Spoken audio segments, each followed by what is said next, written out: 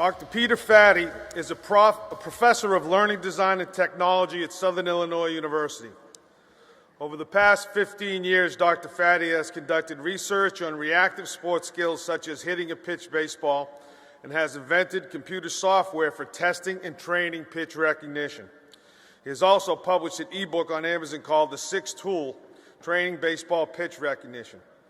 Dr. Fatty currently consults with college and professional coaches to implement science-based pitch recognition training programs. One of these coaches is Dylan Lawson, the hitting coach at Southeast Missouri State University. Now in his third year, Coach Lawson helped Southeast earn his first conference championship in over a decade last season.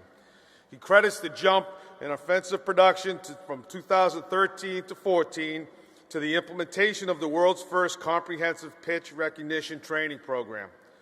Coach Lawson and Dr. Fatty will share their thoughts today on doing damage at the plate by training pitch recognition. Please welcome Coach Dylan Lawson and Dr. Peter Fatty.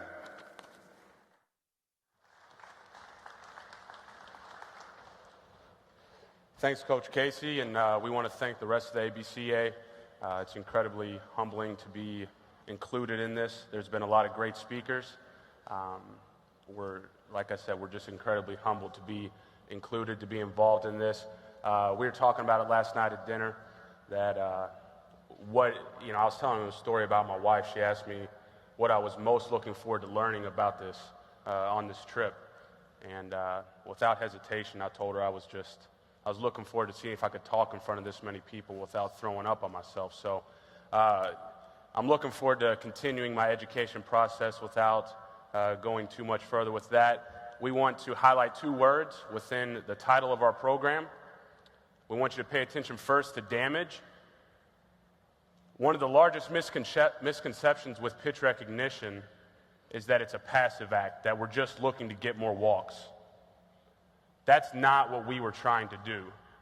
We were looking to get a good pitch to hit and to own that pitch, to do damage on that pitch. The second word that we want you to pay attention to is training. This isn't something that you can simply teach once. Your guys will get it, they'll understand it, they'll be able to practice it. It's something that has to be trained. It has to be implemented in your daily practice. So, this is why you're here.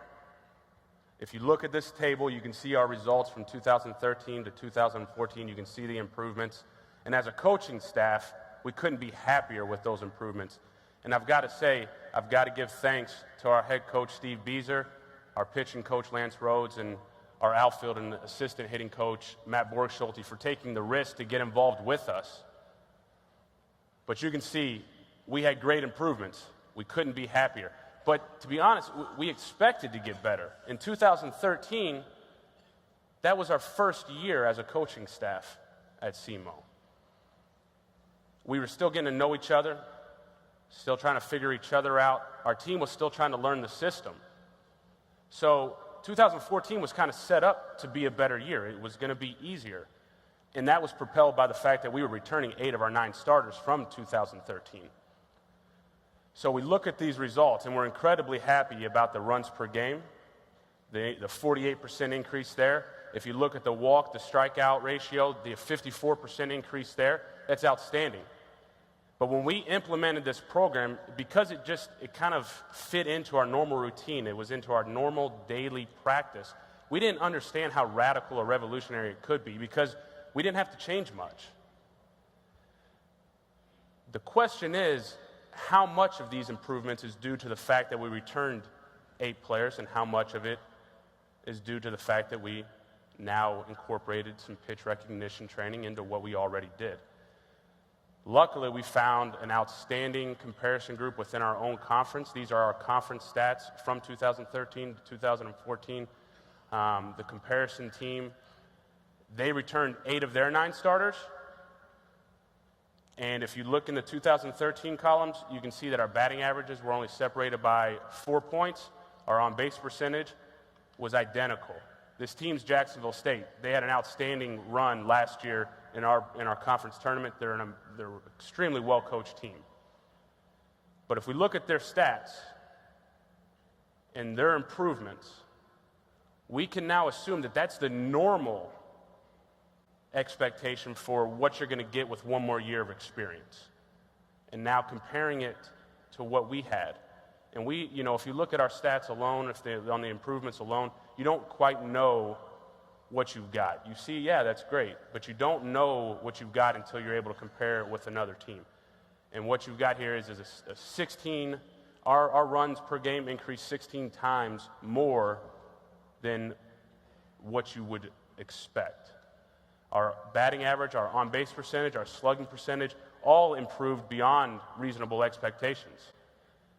And then when you're looking at that walk-to-strikeout ratio, and if you believe what I believe in that the strike zone is the heart of the game, okay, everything resolves about being able to control the strike zone, whether it's pitching or hitting. That 54% increase in our walk-to-strikeout ratio shows that we were able to actually control the strike zone in 2014. But getting to what we did, this is the program. And until Dr. Fatty came along as a hitting coach who said that his number one priority to being a successful hitter, the number one key was being able to recognize a pitch. Until he came along, I wasn't able to actually train this skill. I wasn't able to actually develop it. I could tell my guys, hey, stop swinging at the ball in the dirt. I couldn't tell them how. So with his help, we were able to put together this program, and I want you to pay attention to the main word on there. It's occlusion. Within every aspect of this, that is our guiding light, the occlusion process. And Dr. Fatty will be able to explain a little bit more about that. Thanks, Coach. Occlusion is where the science works into it. It basically means cutting it off. Anything that's cutting something off, that's an occlusion. In this case, we're cutting off the visual of the pitch. This is the way that sports expertise researchers look at high-speed decision-making like return of serve, goalie play, and soccer or hockey, and baseball hitting. Here's what it looked like in my lab back about 2000. That's all. Yes. Cut off right at release. Change it. Good. The most difficult stage. That's all. Now watch. That's all. Split. A curve. Split. That's all. Good. Split. Good. See? You see the magic happen right there. He's fooled by the That's first it. time the Yeah. split comes up. You almost see him just completely realign That's himself, all. Yes. lock in, and then he's on it again. It's a 400 career switch hitter. At Purdue University, in the early 2000s period, we did that research project, and I wanted to thank Coach Doug Schreiber for giving us the access to do that. And this was a very controlled scientific project with a control group. We had an equal number of batters on each side, evenly placed. We did 10, 15-minute computer sessions. It was during their fall or their winter workouts. It was in the indoor football stadium, so they'd come up from practice, work with me a little bit, right back down into their batting practice. The control group then got their batting practice, so they got a little extra batting practice. The results were taken from the 18-game pre-conference schedule that year, and this is with a northern team going south, so you see that they're not really high numbers. But the thing to notice is that the treatment group is substantially higher in all three slash-line measurements.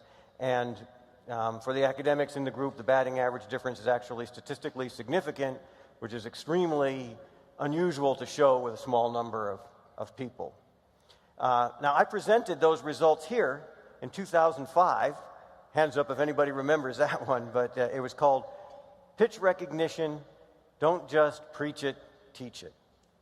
And Lou at Collegiate Baseball wrote up an article from that. Had a lot of interest from coaches, but I didn't have anything for them.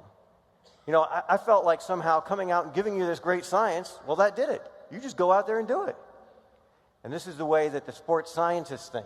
And that's why you don't see a connection between this research that's proven in the laboratory for 40 years. 40 years this has been going on, and it's not into the hands of coaches. So that's on me. So I went and woodshedded for a while, about 10 years.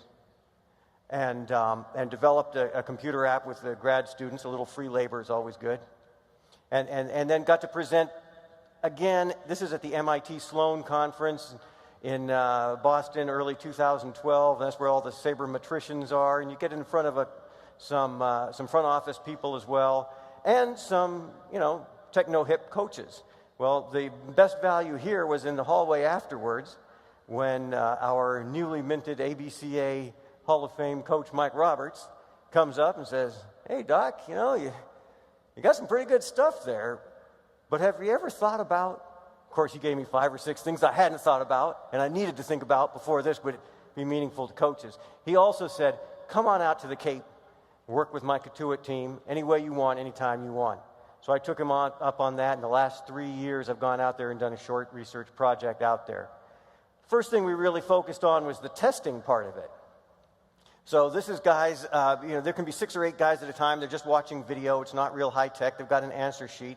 This is the dirt cellar underneath the clubhouse at the Orleans team on the Cape. High tech facilities there, folks.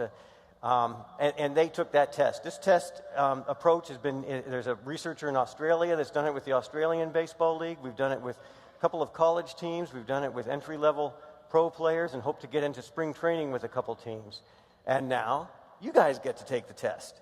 So here you thought it was getaway day and you're just going to relax and all that. No, you got a test coming. So I'm going to give you a 5-pitch video occlusion test. You're going to see 5 pitches. If you've got your program, you might mark them down as you go. If you're thinking in your head, that's okay, but better if you mark them down. What you're going to see is a view through the left-handed batter's box. You want to guess the type of pitch. So just write down, F for fastball, C for curve, S for slider, 3-pitch pitcher, and B or S, ball or strike. Ready? So you're going to see the pitch, take the pitch, make your mark, look up, the next one's coming.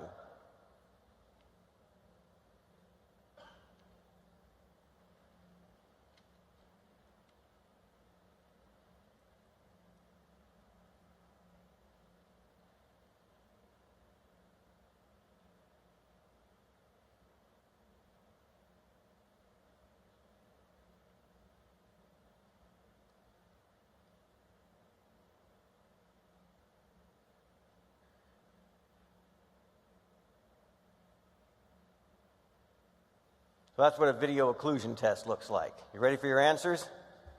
Here we go.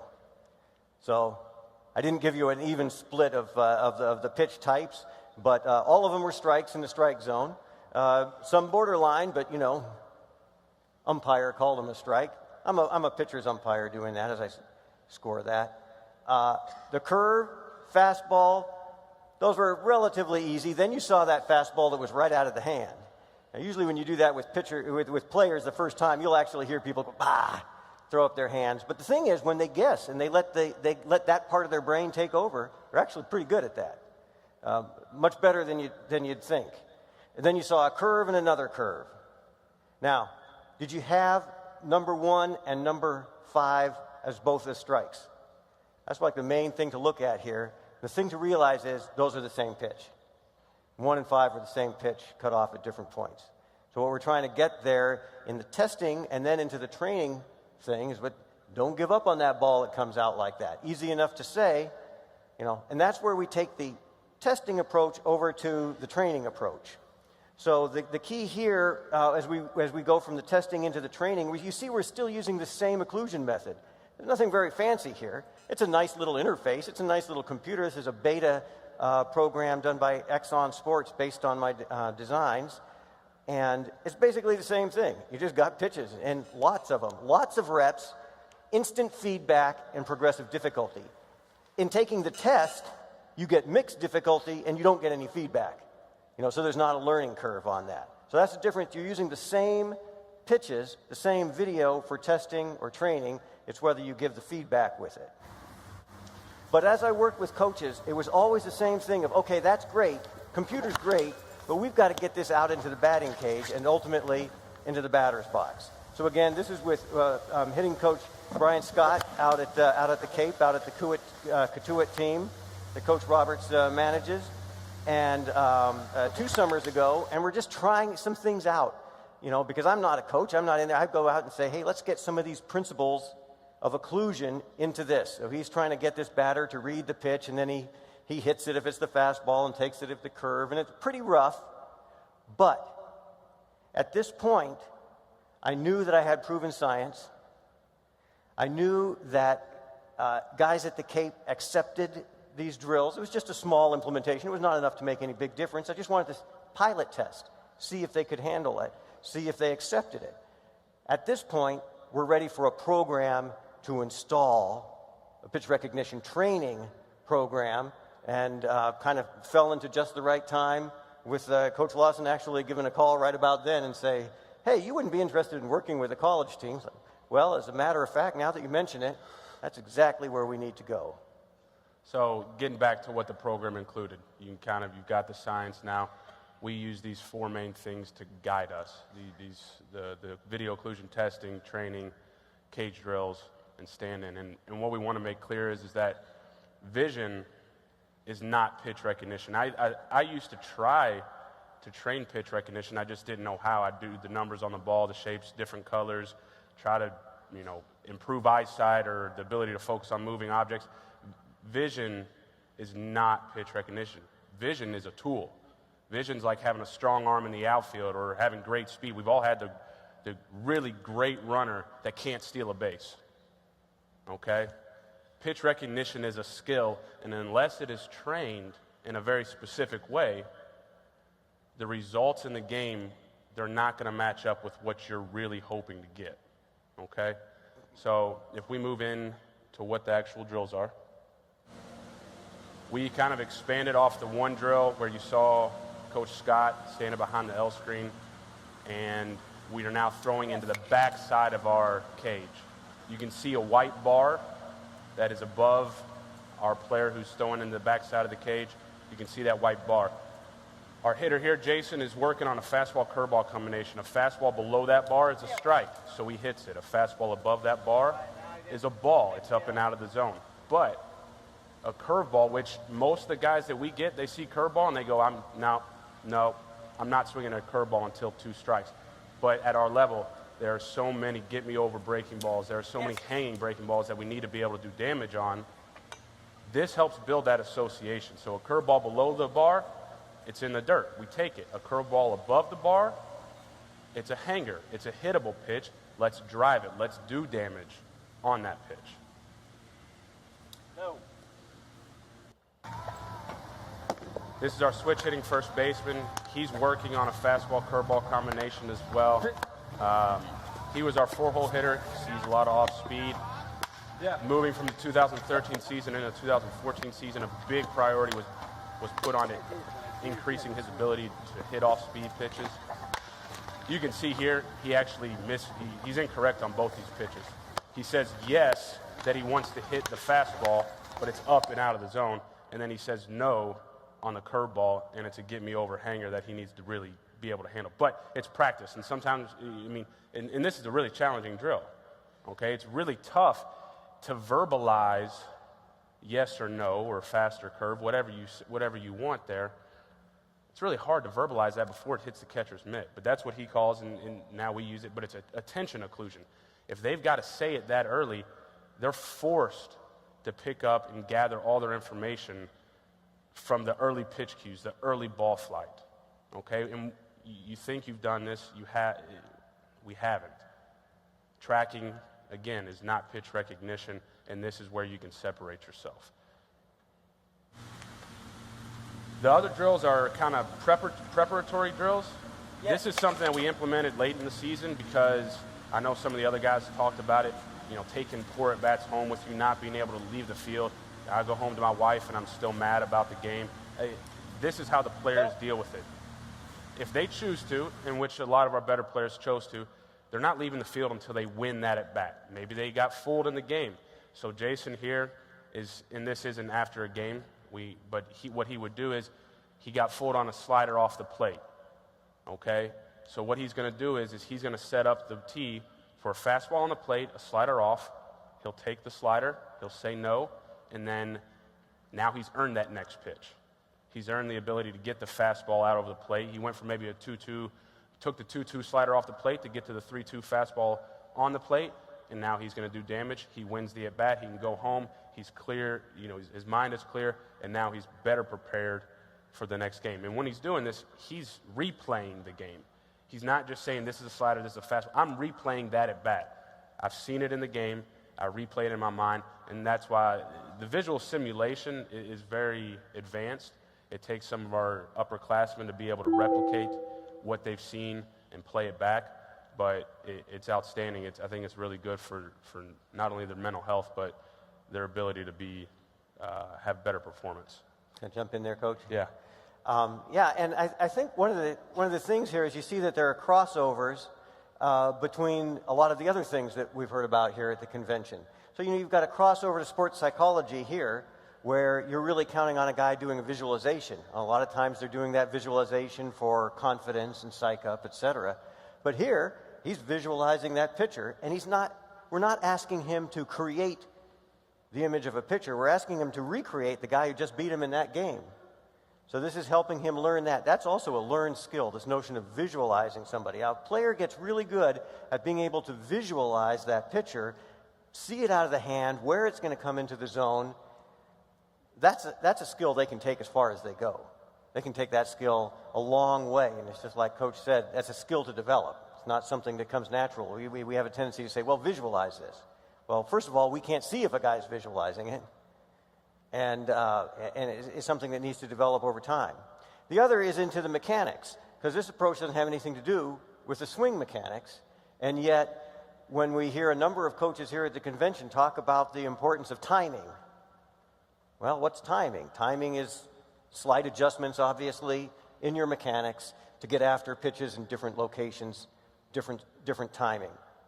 And it's based on recognizing the pitch. The earlier, the better, the more time to adjust. Again, back to what Coach Lawson started with, that it's not just when we're talking about pitch recognition, it's not just a swing decision skill. That's what people identify with it, but it's also a swing adjustment drill. A swing adjustment skill. If you recognize that early enough, you have the chance to recognize and still do damage on that pitch. Let's be honest.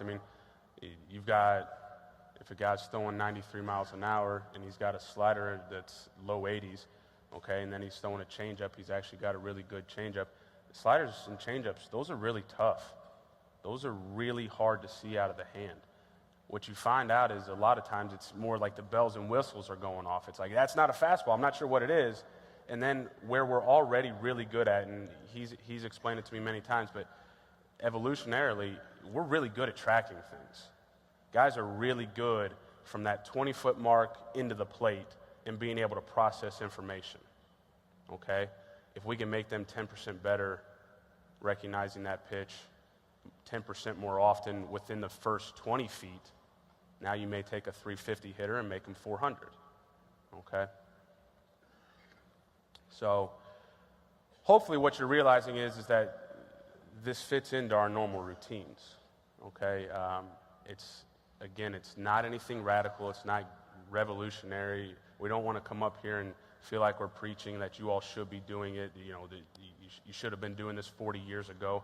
Okay, I've just started doing this. We're just going into our second year, and we're learning new things. When he came to us, we had some of those drills from the Cape. We don't do some of them now. Okay, some of them we still do. With other ones we've built off of them, but they work in our normal routines, and that's why we're able to get buy-in from the players. If we came in and completely wrecked their system, saying you can't swing off the tee like this, you can't do front toss like this, you can't do short toss like this, this is how our BP is going to go, it's all going to be occluded, things like that, there would be rebellion.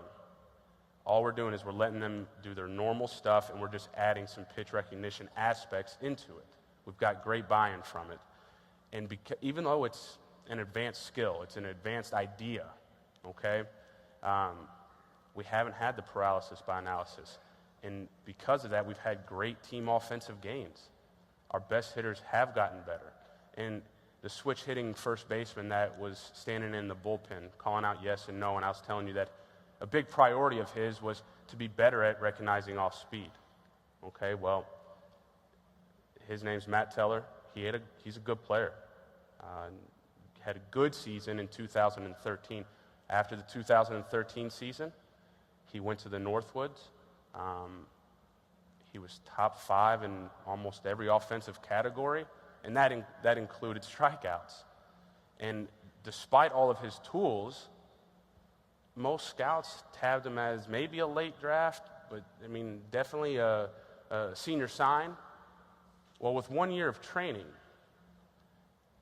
Matt's batting average went up 80 points, his on-base percentage went up 90 points, and his slugging percentage went up 170 points.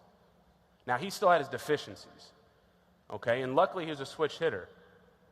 What he really got good at was hitting breaking balls, okay? He was already good at hitting fastballs, but what he really got much better at was hitting breaking balls, being able to recognize what was a hittable breaking ball and what wasn't. He still had trouble with changeups, okay? He wasn't perfect. He's not done developing, okay? But from 2013 to 2014, he improved immensely. In 2013, he struck out 3 times more than he walked. In 2014, he walked just over 1 more time for every strikeout, okay? And it's about controlling the strike zone, like we said. He actually, after the 3rd weekend of that 2014 season, after that 3rd series, we just had a conversation, asked him how he was feeling. I was pretty sure I knew the answer. But he just said, man, I haven't felt this good this early in a season ever. I haven't seen the pitch. I haven't seen pitches this well this early in a season ever. And what blew my mind is that he didn't know why that was happening. He's like, Coach, how am I doing it? And that's honestly when I was bought in. Okay, I was like, all right, my hitting philosophy, my ideas on hitting will never be the same. Our best hitters are getting better, and they don't even know it. We're in their head, and they don't even know it. Matt went on to, after not winning any postseason awards in 2013, he went on to be named the Conference Player of the Year. He was a second-team Louisville Slugger All-American and a 10th-round draft pick. I know that some of you all have your reservations about implementing something like this into your program because it's new, but your best hitters can get better. You can go from good to great. And it's key. The key word here, you said the key words on the first slide. The key word here is program in 2 ways. One, we had a program, we're going in with it.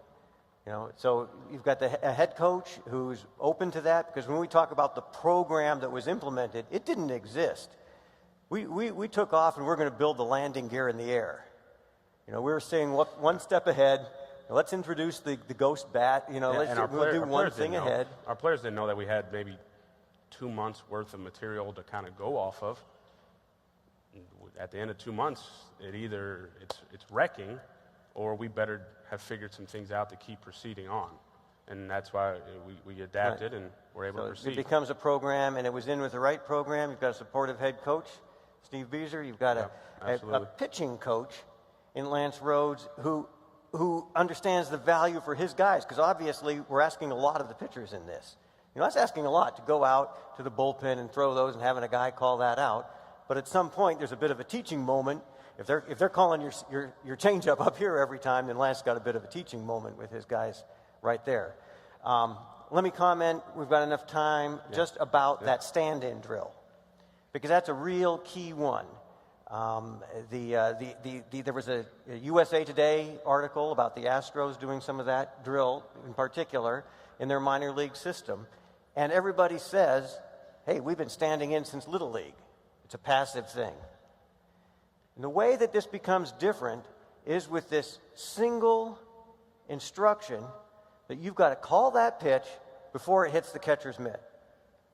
Now, I went through earlier stages of this. At one point, I had a piece of cardboard the size of a door here, and I had handles on it. I had leather handles on it, and the guy'd stand here, and it would cover up like this, so the pitch would come in, and it cuts that off, and that was the occlusion, and that worked good until we got a ricochet off the starting catcher's knee, and then that was the end of that one. I tried this, and I tried that, and then it was just this realization that if we make them try and get that call out that fast, you've only got less than half a second. So just to be able to verbalize yes or no, what your decision is, before that ball hits the catcher's mitt, when you see them doing it, they're not doing this. They're not doing this. You know, and you'll hear coaches say, yeah, we send guys down to the bullpen all the time to practice tracking. Right. This isn't a tracking drill. This is an anti-tracking drill. This is the opposite of tracking. Early pitch recognition is the opposite of tracking. That doesn't mean it's better than tracking.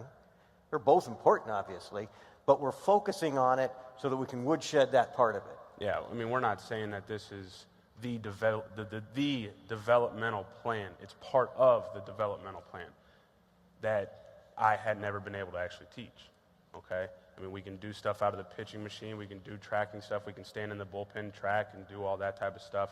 We can work on swing mechanics. We can work on a hitting approach. This stuff we never really touched.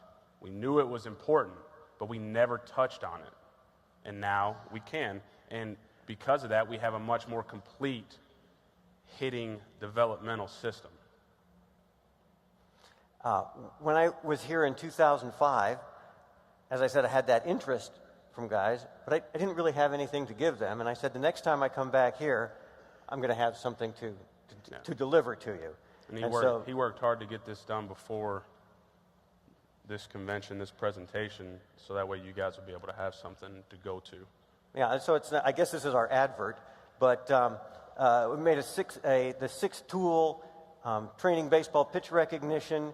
It's just an Amazon ebook. It's not a very complicated thing. It's you know what would have been a fold-over manual, you know. But it's got videos for all the drills that Coach showed. Every one of those that was showed with the Red Hawks players. Right. Those are all in there. There's 14 or 15 showing the various drills that go along with it. And if you're interested, some of the theory that goes behind it. You can go on my website. You can download the paper.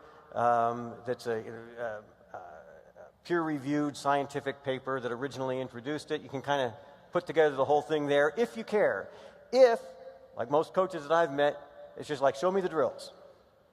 Then, you know, that's what that's there for. And I also put together, starting just about mid-December, thinking again of the conference and coming here, first shot at doing something with Twitter. Just for like-minded guys, because you run into them, they run into plenty here. And so this Twitter is just, as I scan the web and you find different kinds of stories, and coaches send stories, and oh, here's a good one, and just to kind of send it out to people. Because you're now seeing that this pitch recognition, especially you got hot stove type entries here now, this is why I'm calling it the 6th tool. It's really become something that's entered into the whole language of scouting. Right. It's something that they're looking for there. It's something that developing guys are starting to realize you guys are going to be looking for. So I think if we look at Moneyball, and I think in there Billy Beane talks about play discipline as being a huge priority, getting on base percentage, all that type of stuff is really, really important. And we see it now in baseball, and there's no secret there. But what he does say in there is, yeah, we can teach it, but we better get them in diapers. And I think what we're finding out is that we can really accelerate the learning process with our guys. They don't have to be in diapers, okay? This is something that guys can get better with in a short amount of time. It's not overnight, okay, but we're talking about one season, and we had this kind of improvement. And all of you all can do it. It just takes the time and effort to get it going and doing it right. And the earlier the better. Right. So we've got some guys at high school level. We've got some guys who are working in facilities and training facilities with guys. So if we can get guys working on just the lowest levels of this, just paying some attention, not getting real detailed like with the curveball, fastball drill or anything like that, but just some basic stuff at 15, 16, 17. Because not everybody needs it. I mean, there are some guys that are more gifted or more physically talented than the next guy. And at the lower levels, you don't really need it. There's some guy, we had a guy last year that his pitch recognition was awful, but he was a 400 hitter, okay? So that's a gold mine, all right? This guy can't get 5 out of 30 questions right on pitch recognition, but he hits 400. That's crazy. Think about how good his tracking is, how good the rest of every part of his swing is. And like I said, if we can increase his pitch recognition ability by 10%, where does that take the guy? Okay? And he went on to play professional baseball, got called up in his first, or not called up, but advanced and promoted in his first year. and was tabbed as one of the top prospects. He's actually undrafted. But the guy's making an impact because he's improving in areas that he had never thought, hey, I didn't know that I could do that. I didn't know it was even a priority. I didn't know how to do it. So giving our players the ability to become better at something that's going to be needed at the highest level in the big leagues, to have a really successful long career, that's valuable. Now that's a real challenge, because when you've got the high performance hitter, as they've come along, like the fellow you're describing, you're in a situation where it's like, you don't need this to succeed yet. But there'll come a time if you keep advancing where your skills take you. So that's why we're really thinking in terms of working with the high performance player as well as that kind of middle level, and helping raise the whole, raise the fleet. But we want to make sure that we're doing something for those lead guys too. And if you've got a guy like that who has all the skills, all the measurables, and has an identifiable, addressable deficiency, that's the best news he got all week. Because you can take that high end of the curve where it's so hard, you got to put in so much to make that little incremental improvement. You identify that addressable deficiency, bam, here's where you can make a little jump. So, with that being said, again, we want to thank Coach Casey, the rest of the ABCA. We want to thank all of you all for hanging around on Getaway Day. Thank the coaching staff, and of course, want to make sure I thank my wife for being amazing. She's at home actually with our 8-month-old son, and obviously I couldn't be here without her. So, thank you very much. Thank you.